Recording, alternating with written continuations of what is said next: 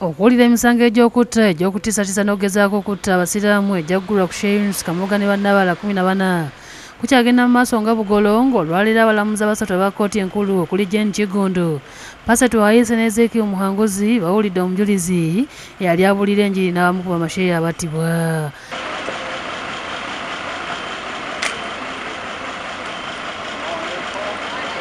Abamu ku yabunyisanga nabo enjiri y'obusiraamu kwaliko Sheikh Musafa Bahiga ng'ono yattibwa, Sheikh Hassan Kirya nga naye yattibwa, Meja Muhammad Kigundu ng'ono yakyasembeyo okuttibwa, Sheikh Sadiq Ndawula nga yakyaliwo, Sheikh Yunus Kamoga ng'ono yaweera ennemba n'emisango n'abalala.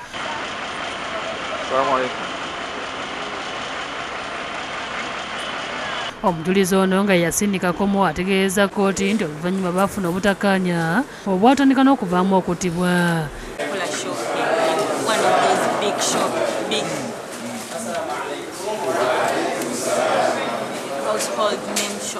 Ategeezezza nti yakola ekisoboka kyonna okulaba ng'atabaganya Kamoga ne banne, kyokka ne beerema ng'ensonga eva kukayanira obukulembeze obw'abasiraamu abatabbuliiki. Ategeezezza nti bwe yasimaasima Kamoga yamutegeeza nti bwe kinaaba kyetaagisa kuyiwa musaayi kijja kukolebwa, era nti Kamoga n'amutegeeza nga bw'amanyi okutta era neeyama okutta buli muntu yenna anaagezaako okwawula mu basiraamu. Kakomera ategeeza kkooti nti naye yatandika okutiisibwatiisibwa ng'akubibwa amasimu ssaako n'okusindikirwa obubaka ku ssimu obumutiisatiisa era nga yaggulawo dda emisango ku poliisi e Masaka nga n'ensonga ziri mu kkooti e Masaka.